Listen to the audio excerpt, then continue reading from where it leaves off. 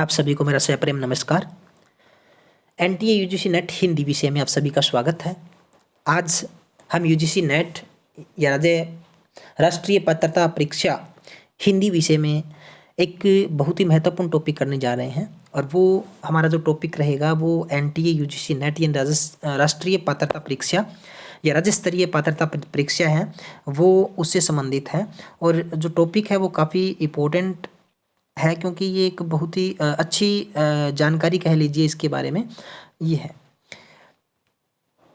अपभ्रंश भाषा, यहाँ हम बात करेंगे सबसे पहले तो अपभ्रंश भाषा के बारे में, यानी अपभ्रंश का मतलब क्या है। अपभ्रंश का अर्थ है गिरा हुआ या बिगड़ा हुआ।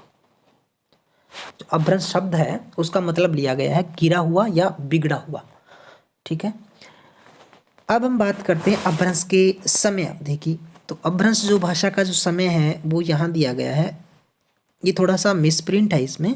ये है 500 ईसा से 1000 ईस्वी तक, यानी लगभग 1000 ईस्वी के आसपास हिंदी है वो अस्तित्व में आई थी। उससे पहले अपभ्रंश और अवहट का जो एक तरह से टाइम था, समय था। अपभ्रंश के बाद अवहट आई और ये अपभ्रंश का ही एक रूप था अवहट, थोड़ा सा इसका और बिगड़ा हुआ रूप कह सकते हैं हम। तो यहाँ थोड़ा सा ठीक कर लीजिए, ये ईसा पूर्व नहीं है, यहाँ पे ईस्वी है, ये 500 ईस्वी से 1000 ईस्वी तक। और इसका अर्थ है अवहट का बिगड़ा हुआ या गिरा हुआ। प्राकृत की तुलना में भी जिस भाषा में ध्वन्यात्मक और व्याकरणिक परिवर्तन हो गया हो उसे पंडितों ने अपभ्रंश या अवहट या अपभ्रष्ट नाम से अभिहित किया है। यानी कहने का मतलब है जैसे जैसे कोई भी भाषा अस्तित्व में आती है, पहचान में आती है, और भाषा का सिद्धांत रहा है कि वो परिवर्तनशील है। कोई भाषा जब साहित्य का माध्यम होकर एक व्यापक या प्रतिष्ठित रूप ग्रहण करती है और व्याकरण के रूप में पहचान बनाती है, तब वह जो लोकल स्तर है, उसका सामान्य स्तर है, क्षेत्रीय स्तर है, उससे वो दूर हो जाती है या उससे वो कहीं दूर चली जाती है। और ऐसा ही अपभ्रंश या अवहट के साथ हुआ। अपभ्रंश प्राकृत या आधुनिक भारतीय भाषाओं के बीच की कड़ी है।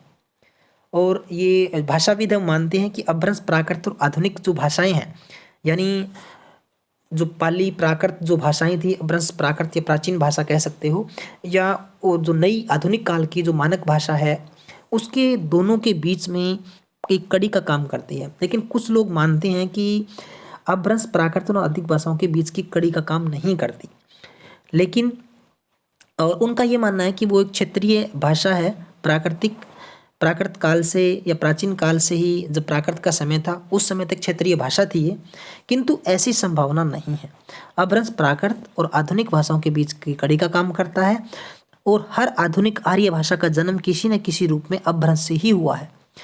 भाषा के रूप में अपभ्रंश नाम का प्रयोग 6वीं शताब्दी में मिलने लगता है, यानी 500 ईस्वी से इसका जन्म शुरू मानते हैं, या इसका जो समय अवधि है वो मानते हैं 500 ईस्वी से स्टार्ट हो गई थी, और 6वीं शताब्दी में आते आते अपभ्रंश की पहचान हो गई और वहीं से इसका जो नाम है भाषा के साथ जुड़ने लग गया था। तो अब भाषा के रूप में अपभ्रंश नाम का प्रयोग 6वीं शताब्दी में हुआ था। शुरू में क्षेत्रीय भाषा हो सकती है, आम लोगों की भाषा हो सकती है, लेकिन धीरे धीरे इसमें साहित्य रचनाएं भी हुई हैं और लेखन कार्य भी हुआ था, व्याकरणिक रूप में इसका जुड़ाव भी हुआ था। तो जन भाषा से ये दूर चली गई, क्षेत्रीय भाषा से उठकर एक व्यापक स्तर इसने ले लिया और फिर ये अवहट भाषा के रूप में 6वीं शताब्दी में एक लोगों के संपर्क में आई। आगे इसमें देखिए महत्वपूर्ण जो बात है, वाग्भट और आचार्य हेमचंद्र ने अपभ्रंश का नाम ग्राम भाषा कहा है।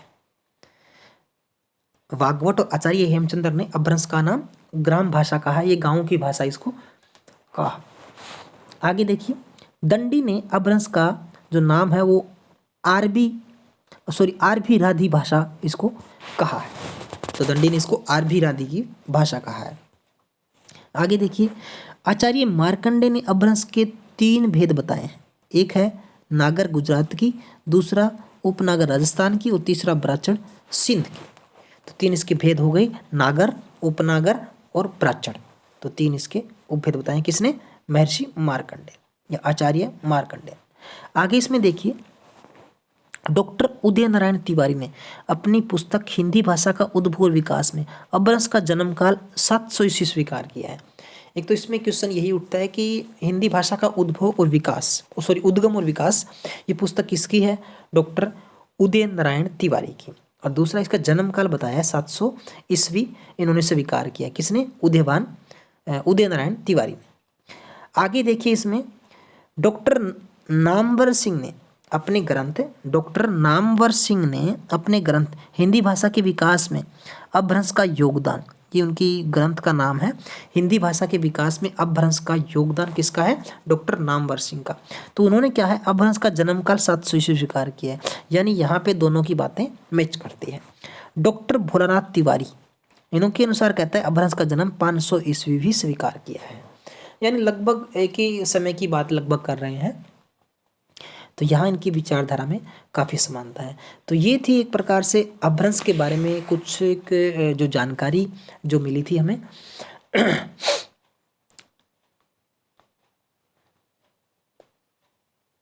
दोस्तों अगर आपने हमारा जो UGC nets NTA UGC net